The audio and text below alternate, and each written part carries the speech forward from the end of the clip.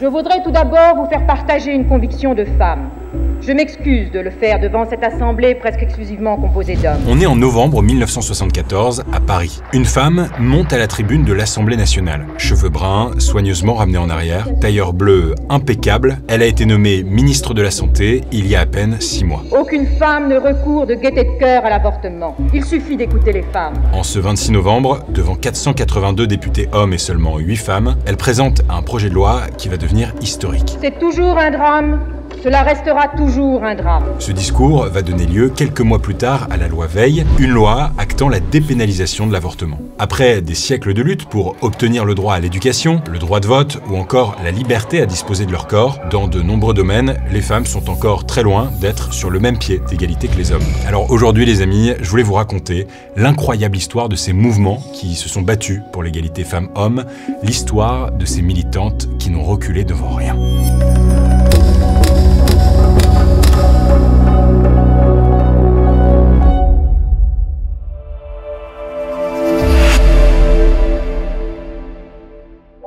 Les amis, avant de commencer, cette vidéo existe grâce au soutien de Oli. Oli, c'est une marque de thé glacé et de boissons énergisantes, plus saines que les sodas classiques. Leurs boissons sont sans sucre, sans taurine et tous les arômes et colorants utilisés sont naturels. Aujourd'hui, il y a 3 gammes. La gamme Iced Tea, qui est faite à partir de thé. La gamme Energy, qui propose une alternative plus saine aux boissons énergétiques, sans compromettre le goût ou l'effet de fatigue. Et enfin, la gamme Hydratation, pensée pour les plus sportifs, enrichie en minéraux pour permettre une récupération optimale.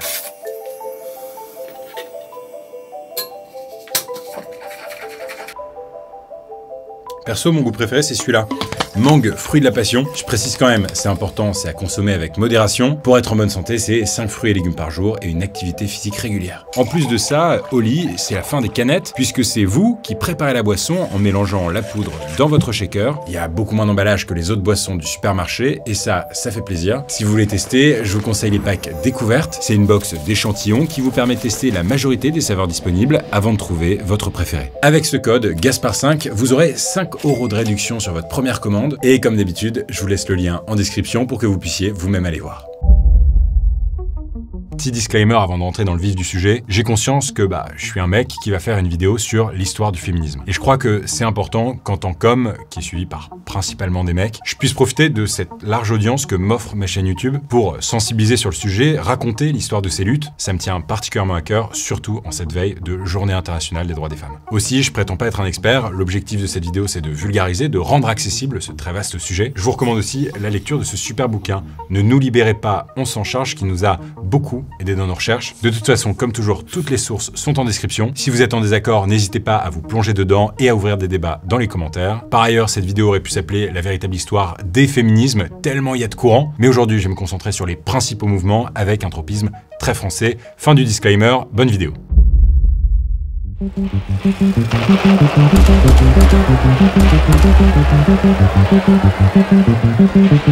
On est en 1789. La Révolution française éclate et provoque la chute de la monarchie de Louis XVI et la suppression des privilèges de l'Église et de la noblesse. Et un des concepts phares de l'époque, c'est l'égalité entre les citoyens. En gros, tous les citoyens doivent être soumis aux mêmes règles et aux mêmes principes. Enfin, quand je dis tous les citoyens, à cette époque-là, je parle des hommes, des mecs. La Révolution donne naissance à la célèbre Déclaration des droits de l'homme et du citoyen, avec son premier article « Les hommes naissent et demeurent libres et égaux en droit ». Pour l'époque, c'est une énorme avancée, mais les femmes, elles, sont complètement exclues de ce texte. Elles n'ont pas de droits civiques, donc concrètement, elles peuvent pas voter, et elles sont limitées au domaine du privé. En gros, s'occuper de la maison et des enfants, tandis que le domaine public, le travail, la politique, les débats, lui, est réservé aux hommes. Bon, maintenant, ça c'est surtout valable pour les nobles et les bourgeoises, parce que les femmes des classes populaires, elles, sont quand même souvent obligées de travailler pour aider leur mari, mais ce travail n'est pas officiellement reconnu. Alors forcément, ces déséquilibres, ils créent pas mal de tensions. Les femmes ont participé à renverser le régime de Louis XVI, alors pourquoi est-ce qu'elles pourraient pas profiter, elles aussi, des victoires de la Révolution? Une femme en particulier va profiter de ce vent de liberté qui souffle sur le pays pour transformer la Déclaration des droits de l'homme en un véritable manifeste pour l'égalité des sexes. Cette femme, c'est Olympe de Gouges, de son vrai nom, Marie Gouze. À l'époque, elle a 43 ans. Elle a appris à lire toute seule et elle commence à se faire connaître en participant à des débats sur la lutte contre l'esclavagisme, le droit au divorce ou encore la maternité. Tout ça alors même que les femmes, à l'époque, ne sont pas reconnues comme citoyennes qui peuvent participer au débat public. En 1791, Olympe de Gouges publie la Déclaration des droits de la femme et de la citoyenne. Le texte dénonce l'exclusion des femmes des sphères politiques et sociales et revendique le droit à l'égalité devant la loi, à la représentation politique ou encore à la propriété. Le premier article commence avec cette phrase « La femme naît libre et demeure égale à l'homme en droit ». Ça peut paraître banal aujourd'hui, mais à l'époque, cette petite phrase, elle remet en question tout un système. Malheureusement, cette déclaration, elle sera pas vraiment prise au sérieux, voire même complètement ignorée, mais elle va quand même permettre à un petit miracle de se réaliser. En 1792, l'Assemblée nationale adopte une loi autorisant le divorce qui était jusque-là illégale. Olympe de Gouges avait d'ailleurs milité pour le divorce en écrivant une pièce de théâtre sur le sujet qui s'appelle « La nécessité du divorce ». Bon, vous l'aurez compris, cette femme, c'est pas n'importe qui. Dans les années qui suivent, elle commence à critiquer les excès de la Révolution et notamment les violences du régime mis en place par un certain Robespierre. Un régime marqué par une forte répression de ceux qu'il appelait les ennemis de la Révolution. Ces critiques répétées vaudront à Olympe de Gouges d'être arrêtée à cause de ses écrits, puis guillotinée en novembre 1793. Et la preuve que son engagement dérangeait, le lendemain de sa mort, la Feuille du Salut public, un journal révolutionnaire, va publier ça. Olympe de Gouges, née avec une imagination exaltée, prit son délire pour une inspiration de la nature. Elle voulut être un homme d'État. Il semble que la loi ait puni cette conspiratrice d'avoir oublié les vertus qui conviennent à son sexe. Olympe de Gouges est donc guillotinée, mais ses idées ne meurent pas pour autant. L'idéal d'égalité qui était au cœur de la Révolution française se propage à travers toute l'Europe et de l'autre côté de la Manche, une autre plume s'élève. Celle de Mary Wollstonecraft, une londonienne qui est aussi l'une des mères fondatrices du féminisme. En 1792, elle publie un ouvrage majeur, A Vindication of the Rights of Women, en français, La défense des droits des femmes. Dans ce pamphlet, elle dénonce la soumission des femmes à des rôles domestiques et revendique leur droit à une éducation égale à celle des hommes. Selon Wollstonecraft, l'instruction c'est la clé pour que les femmes deviennent des citoyennes autonomes et responsables. Et elle se contente pas de théoriser, elle met aussi tout ça en pratique dans sa vie personnelle. Elle refuse par exemple le mariage pendant longtemps, elle mène une vie indépendante. Ce mode de vie sera d'ailleurs souvent l'objet de critiques à l'époque parce qu'il correspond pas du tout aux normes. Bon, j'avance un peu dans le temps. On est en 1848 à Paris, presque 60 ans après qu'on ait guillotiné Louis XVI, place de la Concorde. Et une autre révolution va naître, un nouveau régime républicain à la devise optimiste, liberté, égalité, fraternité. De quoi redonner aux femmes l'espoir de gagner davantage de droits. En 1848, les féministes soutiennent sans faille la République et son gouvernement provisoire en espérant qu'il entendra leurs revendications. Mais malgré cette nouvelle dynamique, la révolution de 1848 sera encore une fois un échec pour les droits des femmes. Le pouvoir en place n'accède pas à leurs revendications et encore moins à leur revendication suprême qui, à l'époque, est le droit de vote. Mais les féministes ne s'avouent pas vaincus et ne vont pas hésiter à employer des méthodes beaucoup plus radicales pour parvenir à leur fin.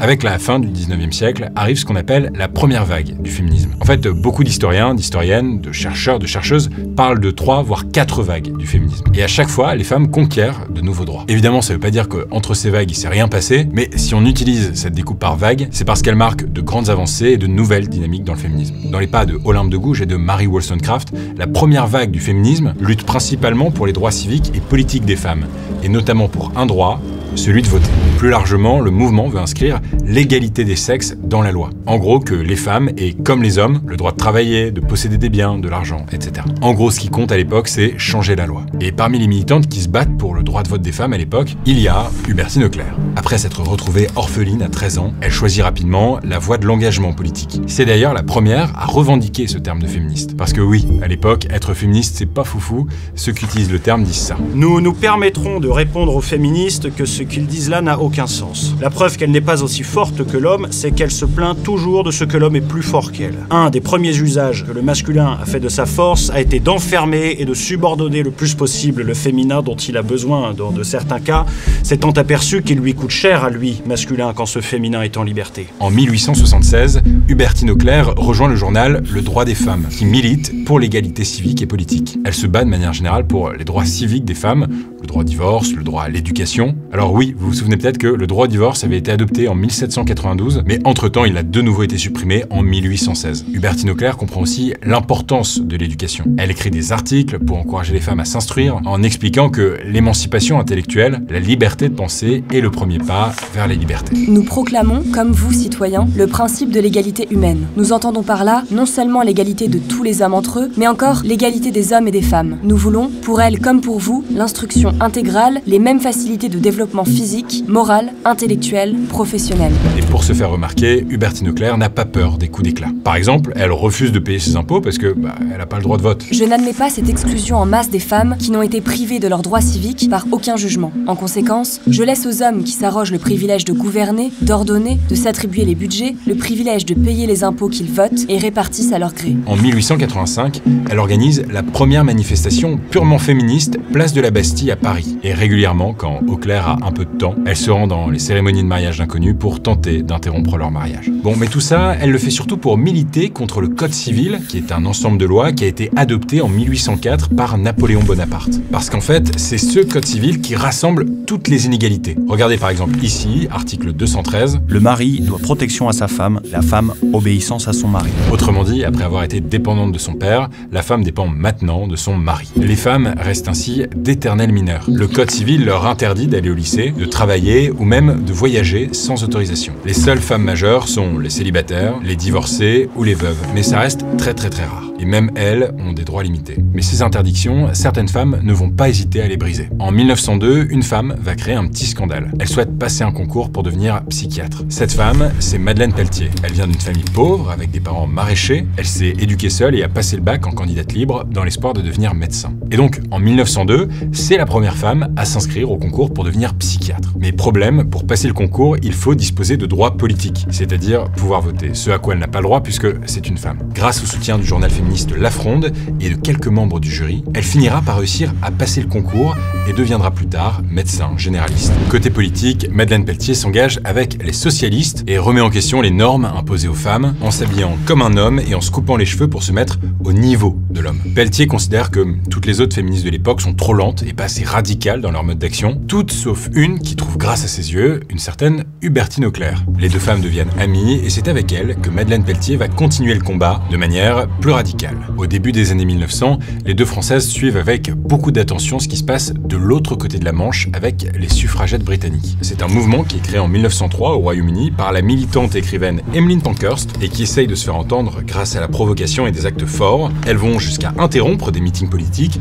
se faire incarcérer, brûler des bâtiments, organiser des grèves de la faim dans les prisons. Et en voyant ce mouvement depuis la France, Hubertine Auclert et Madeleine Pelletier décident de s'en inspirer. Elles passent alors à l'action aux élections municipales de 1908. Accompagnées de 50 militantes, elles partent à l'assaut des bureaux de vote, renversent une urne, brisent une fenêtre. Tant pis si elles sont arrêtées, au moins elles seront entendues. C'est comme ça que 2 ans plus tard, Madeleine Pelletier convainc les socialistes de présenter des femmes aux élections municipales de 1910, alors qu'à l'époque c'est complètement illégal. Même si aucune d'entre elles ne va être élue, les femmes remporteront quand même des voix lors de cette élection. À ce moment-là, Madeleine Pelletier en est certaine, le droit de vote, c'est pour maintenant. Sauf que une guerre va en décider autrement. En 1914, la Première Guerre mondiale éclate et la cause des femmes s'efface au profit de ce qu'on va appeler la cause nationale. 3,5 millions d'hommes sont envoyés au front et les femmes doivent les remplacer au pied levé. L'heure n'est plus au militantisme mais à l'effort de guerre. Elles sont plus de 450 000 à travailler dans des usines pour fabriquer des munitions. Elles bossent dur mais elles ne votent toujours pas. D'ailleurs, à cette époque, le gouvernement encourage aussi les femmes à faire des enfants pour être sûr que les Français se reproduisent. Et donc, après la guerre, les femmes sont gentiment invitées à rentrer chez elles et à retrouver leur place au sein du domicile familial. Tout ça pendant que les femmes françaises voient leurs homologues britanniques remporter une petite victoire dès 1918. Les femmes, en Grande-Bretagne, ont désormais le droit de vote. Bon, mais je dis petite victoire parce qu'elles n'ont le droit de vote qu'à leurs 30 ans, alors que les hommes britanniques, eux, l'ont dès 21 ans. En tout cas, en France, les féministes voient ça comme un énorme feu vert.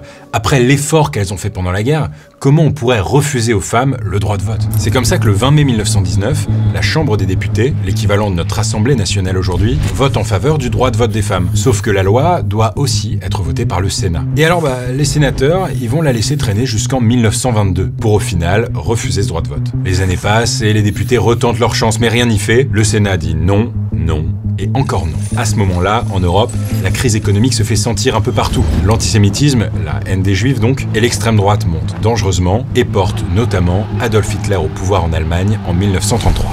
Du, meine Arbeit für richtig hältst, ob du glaubst, dass ich fleißig gewesen bin, dass ich gearbeitet habe, dass ich mich in diesen Jahren für dich eingesetzt habe, dass ich anständig meine Zeit verwendet habe im Dienste meines Volkes.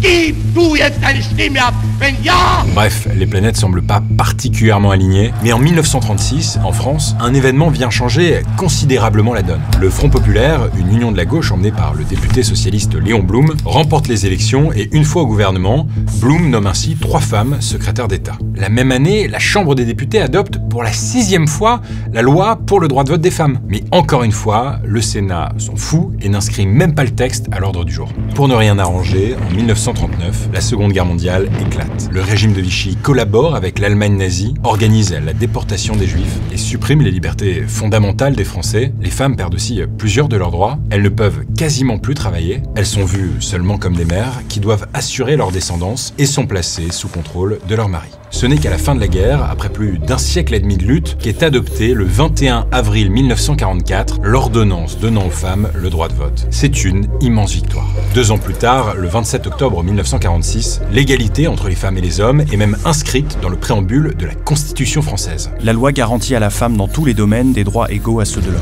Ça y est, aux yeux de la loi et même de la Constitution, les femmes sont égales aux hommes. Mais elles vont vite se rendre compte que la loi ne fait pas tout et que l'égalité est encore très loin d'être acquise.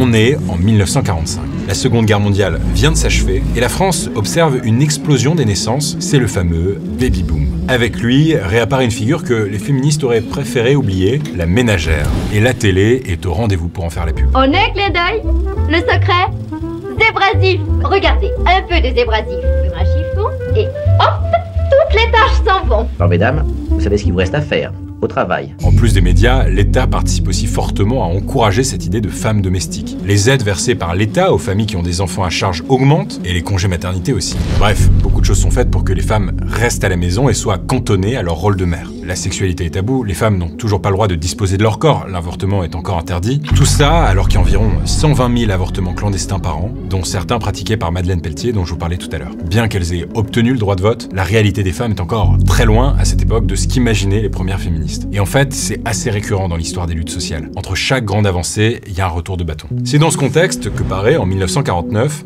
un livre intitulé « Le deuxième sexe ». Il a été écrit par Simone de Beauvoir, une intellectuelle et prof de philo qui présente l'idée suivante. La féminité n'est pas une essence biologique, mais une construction sociale. Alors, c'est pas forcément évident dit comme ça, mais ce que dit Beauvoir, en gros, c'est que les femmes ne sont pas femmes à leur naissance. Au contraire, c'est la société qui les détermine comme ça et leur donne un rôle inférieur. Tout ça, elle le résume en 8 mots devenus célèbres.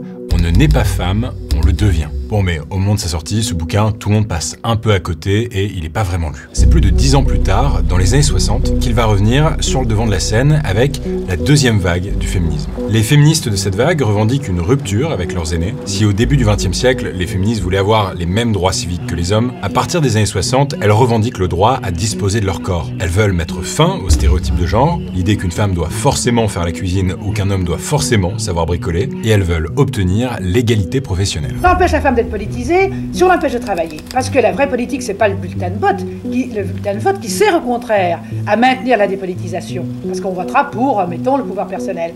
C'est la participation à des syndicats, à des groupes de pression. C'est par le travail seulement, par la vie économique, qu'un individu peut s'intégrer à la vie sociale. Simone de Beauvoir milite aussi beaucoup pour le droit à l'avortement et la contraception. Et d'ailleurs, la manière dont elle-même, Simone de Beauvoir, mène sa vie personnelle, ça correspond pas du tout au mode de vie de l'époque. Elle refuse le mariage, la maternité, et préfère entretenir une relation libre avec Jean-Paul Sartre, un autre philosophe, tout en ayant aussi des relations avec des femmes. Ses détracteurs lui reprochent d'avoir raté sa vie, d'être une femme mutilée, mais elle s'en fout un peu. Si vous avez souhaité quelque chose et que vous ne l'avez pas, mais si vous ne le souhaitez pas et que vous ne l'avez pas, il n'y a pas de mutilation. Parce qu'un manque n'est jamais un manque en soi, il y a de manque que lorsqu'il y a un désir inassouvi. Du moment que j'ai pas eu un désir d'enfant, de ne pas avoir d'enfant, n'est pas une mutilation. Et en fait, c'est là la grosse différence avec la première vague du féminisme. On passe d'une bataille pour les droits civiques, donc des droits publics, à une bataille pour des droits qui concernent la vie privée. Cette vie privée, elle n'est pour le moment pas régie par la loi. On considère que ça regarde la famille.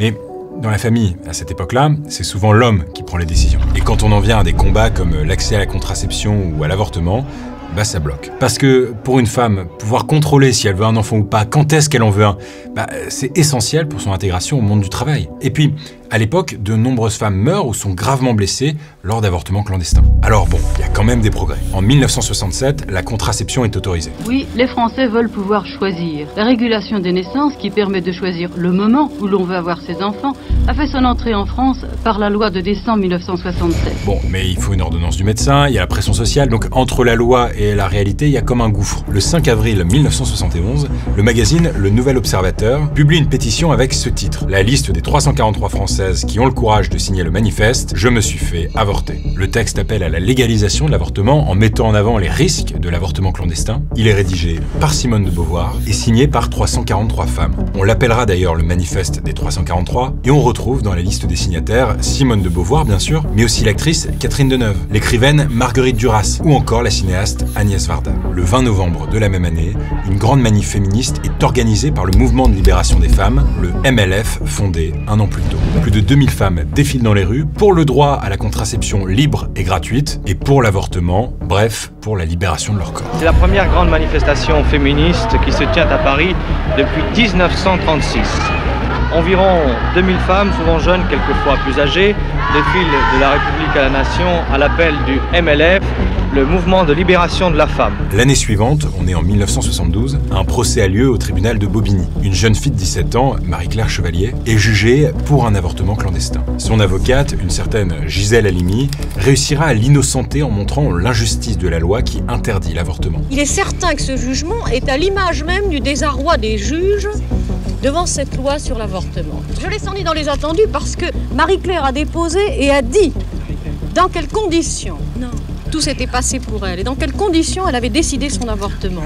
Les magistrats ont semblé ne pas l'avoir entendu. Le procès est extrêmement médiatisé et il deviendra historique. C'est comme ça qu'en 1973, un premier projet de réforme de la loi sur l'avortement est présenté à l'Assemblée nationale. Mais malheureusement, le projet échoue. Il est réétudié en 1974, sauf qu'en avril, le président de la République, Georges Pompidou, meurt, ce qui met fin aux discussions des parlementaires. Il faut alors organiser des élections en vitesse et c'est Valéry Giscard d'Estaing qui est élu président de la République. J'adresse mon salut très cordial à mon concurrent moins heureux. Giscard, il veut innover. Il veut du renouveau dans les rangs de ses ministères et il décide alors de nommer Simone Veil ministre de la Santé. Bon, je vais pas rentrer dans le détail parce que j'ai déjà raconté son histoire sur cette chaîne, mais ce qu'il faut retenir, c'est que Simone Veil, c'est une survivante de la Shoah, un terme qui désigne la persécution et l'extermination de près de 6 millions de juifs par le régime nazi pendant la Seconde Guerre mondiale et qu'elle s'apprête à jouer un rôle clé dans la libération du corps des femmes. À peine nommée ministre de la Santé, Simone Veil veut montrer qu'elle est une femme d'action. Elle commence à lancer des négociations avec tous les partis politiques pour mettre en place la gratuité des contraceptifs pour les mineurs. Et elle reçoit, comme ça, dans son ministère, plusieurs représentantes féministes, dont Gisèle Halimi. Bien que par honnêteté intellectuelle, je me dois de vous dire que Simone Veil refuse le nom de féministe. En fait, Veil associe ça aux mouvements les plus radicaux, qui, pour elle, opposent trop violemment les femmes aux hommes. En novembre 1974, tout juste 6 mois après sa nomination, elle présente devant l'Assemblée nationale un projet de loi visant à dépénaliser l'avortement. Le tout dans un contexte où l'avortement est encore hyper polémique en France. Écoutez, on ne doit pas tuer quelqu'un, et c'est tout. On ne tue pas, quand c'est fait, c'est fait. Vous pensez que c'est un crime d'avorter? Oui, exactement. Si ça vous arrivait à vous, qu'est-ce que vous feriez? Je le garderai. Je prends les risques. Après tout, c'est un enfant malgré tout. Hein. Ils l'ont eu, ils sont contents de l'avoir eu, ils ont pris du plaisir en l'ayant.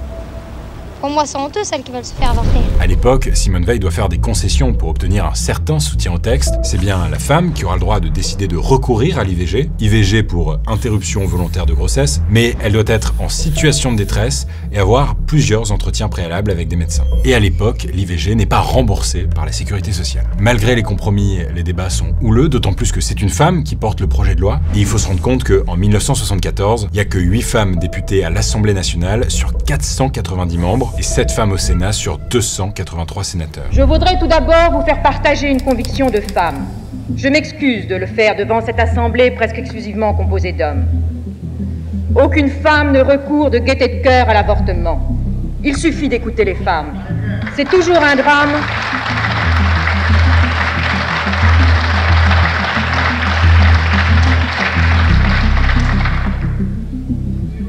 C'est toujours un drame Cela restera toujours un drame. Ce discours, il est iconique et le vote qui s'ensuit l'est encore plus. Le 20 décembre 1974, l'Assemblée nationale adopte la loi avec 277 voix pour et 192 voix contre. La loi Veil est ainsi promulguée le 17 janvier 1975 et permet à des dizaines de milliers de femmes d'éviter des grossesses non désirées. Au même moment, en décembre 1974 pour être précis, une autre loi est adoptée, toujours grâce à Simone Veil, qui met en place la gratuité des contraceptifs pour les mineurs. Et 7 ans plus tard, en 1982, l'IVG devient remboursée par la sécurité sociale, permettant à toutes les femmes, peu importe leurs moyens financiers ou leur classe sociale, de disposer de leur corps. Les féministes, à la fin de cette deuxième vague, ont réussi à obtenir des avancées majeures, et pas seulement sur l'IVG et la contraception. Elles ont aussi réussi à gagner l'égalité de rémunération entre les hommes et les femmes, instaurée par une loi en 1972. Cette loi oblige les employeurs à garantir une rémunération identique pour des postes similaires, sans distinction de sexe. Alors bien sûr, il y a encore une grande différence avec la réalité. Mais il y a un vrai espoir d'atteindre l'égalité avec les hommes. Et l'espoir grandit d'autant plus qu'en 1981, François Mitterrand est élu président de la République française. C'est la première fois dans l'histoire de la Ve République qu'un homme politique de gauche accède à l'Élysée. Mitterrand crée alors un ministère des droits de la femme, ce qui va en quelque sorte institutionnaliser la cause. Mais vous allez voir, le combat pour l'égalité va s'annoncer bien plus compliqué que prévu.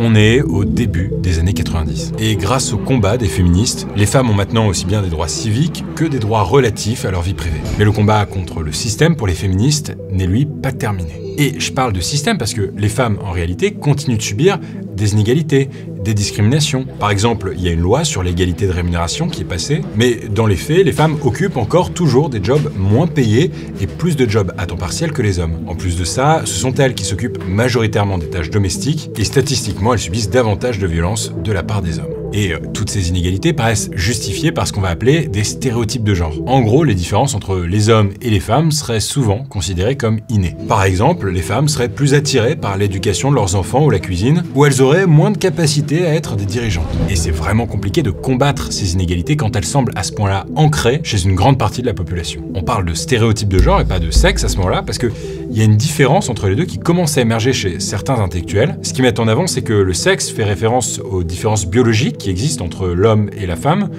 Pas besoin de vous faire un dessin, je pense. Alors que le genre, lui, est décrit comme celui qui désigne les rôles, les comportements et les identités sociales construits culturellement, donc imposés par les autres, par la société. Et il y a une femme, en particulier, qui va remettre en question la construction du genre, c'est la philosophe américaine Judith Butler. En 1990, elle publie Gender Trouble, Trouble dans le genre, dans lequel elle dit que le genre ne serait pas quelque chose de biologique, pas quelque chose d'anatomique, contrairement au sexe, mais plutôt une construction sociale, un truc créé par la société. Pour Judith Butler, le genre ne serait pas inné, mais serait une performance, la performance du genre, pour se conformer à ce qu'on attend d'un homme ou d'une femme, ce qui fait d'ailleurs profondément écho à cette phrase de Simone de Beauvoir dont on parlait tout à l'heure, on ne naît pas femme, on le devient. Judith Butler, elle s'attaque aussi à l'idée qu'une femme qui aime un homme ou un homme qui aime une femme, ce soit la norme par défaut. Ce qu'on appelle l'hétérosexualité normative. Le fait qu'être hétéro, c'est la norme. Butler est d'ailleurs elle-même lesbienne et si elle veut inclure ces idées-là dans le féminisme, c'est parce qu'elle souhaite mieux y intégrer les personnes LGBT, donc les lesbiennes, les gays, les bi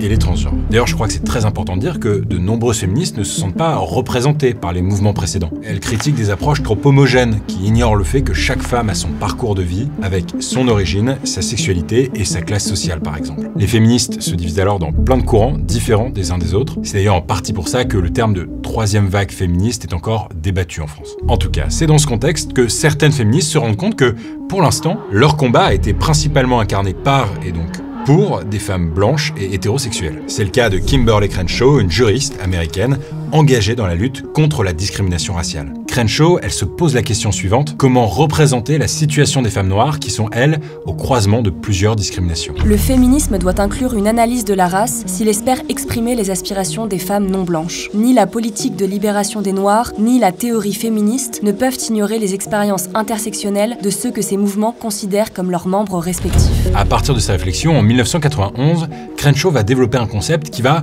révolutionner leur manière de voir le féminisme. Ce concept, c'est l'intersectionnalité. En gros, ce terme, il désigne la situation de personnes qui vivent plusieurs discriminations en même temps, ce qui produit des discriminations spécifiques à cette communauté. Par exemple, selon elle, les femmes blanches ne prennent pas en compte le racisme dans leurs revendications féministes, et les hommes noirs ne prennent pas en compte la misogynie dans leur lutte antiraciste. Pour elle, ces femmes doivent donc créer leur propre courant pour représenter la réalité de leur oppression. Et en fait, cette idée de l'intersectionnalité, elle était déjà avancée par certaines féministes. Par exemple, Angela Davis, qui critiquait déjà depuis plusieurs années un féminisme blanc et bourgeois. En gros, un féminisme qui négligerait l'expérience des femmes noires, des femmes issues des minorités, des femmes ouvrières. Pour elle, il est même impossible de séparer les luttes contre le patriarcat de celles contre le racisme et le capitalisme. C'est ce que les militants appellent la convergence des luttes. A feminism that incorporates a commitment to think what is otherwise considered to be disparate, to think these things together, to think these ideas together, to think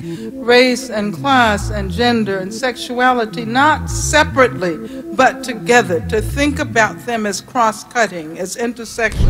Donc, en résumé, cette troisième vague du féminisme, elle voit apparaître plusieurs courants différents qui ont leurs points de rupture, mais aussi des points communs, dont le combat contre les violences sexistes et sexuelles. On est en mai 2011 et la France s'apprête à vivre un scandale médiatique et politique sans précédent. Dominique Strauss-Kahn, DSK, directeur du Fonds monétaire international et favori du Parti socialiste pour l'élection présidentielle de 2012, est accusé de viol par une femme de chambre d'un hôtel à New York, le Sofitel. Ce séisme médiatique mettra fin à ses envies de candidature pour la présidentielle, mais surtout, cette affaire montre à quel point le chemin à parcourir est encore long pour les femmes dans la lutte contre les violences sexuelles. À l'époque, on est encore très loin d'imaginer qu'une autre affaire va faire trembler les États-Unis et entraîner une vague de libération de la parole qui va se répandre dans le monde entier.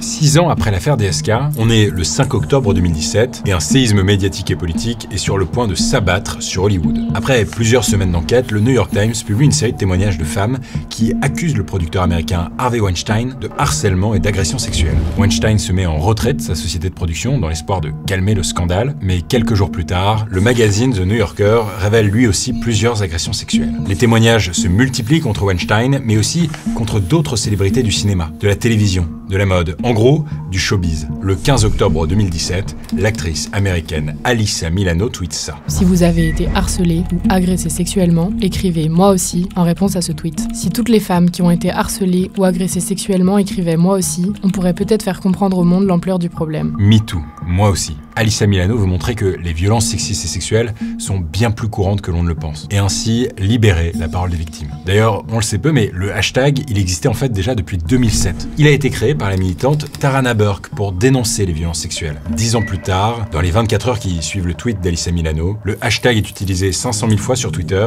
et 12 millions de fois, toutes plateformes confondues. En France, le mouvement de réaction à cette affaire prend une forme similaire avec le hashtag Balance ton porc, lancé sur Twitter par la journaliste Sandra Muller 2 jours plus tôt. Hashtag Balance ton porc. Toi aussi raconte en donnant le nom et les détails d'un harcelant sexuel que tu as connu dans ton boulot. Je vous attends. Enfin, la différence importante avec MeToo, c'est que Balance ton porc incite les femmes à témoigner, mais aussi à dénoncer publiquement leur agresseur. En tout cas, ces mouvements MeToo et Balance ton porc sont le symbole de la libération progressive de la parole des femmes, et pas que sur les réseaux sociaux. Des milliers de manifestations sont organisées partout dans le monde pour dénoncer les violences sexistes et sexuelles subies par les femmes.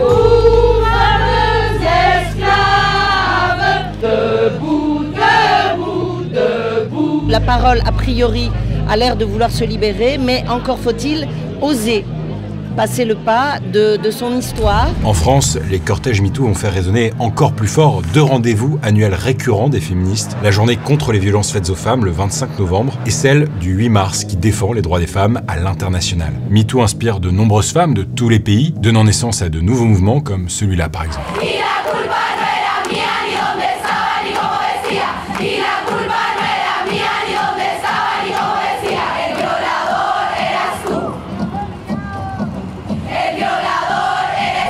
Cette manifestation, elle se passe au Chili en 2019 et elle devient le symbole d'un mouvement de contestation féministe. La chanson Un violador en tu camino, ou en français Un violeur sur ton chemin, et la performance qui l'accompagne deviennent virales sur les réseaux sociaux. La chanson est par ailleurs reprise en France.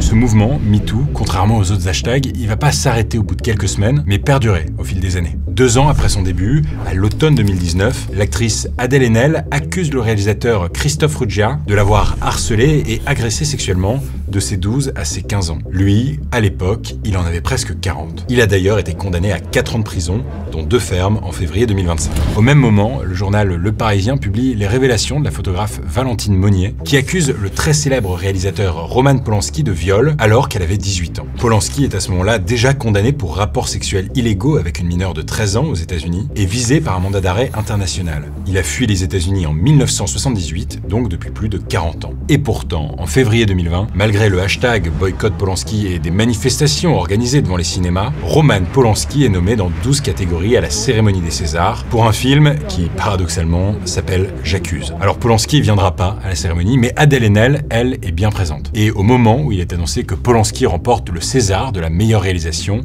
elle se lève et quitte la salle. Madame la présidente d'honneur, Madame Sandrine Kiberlin.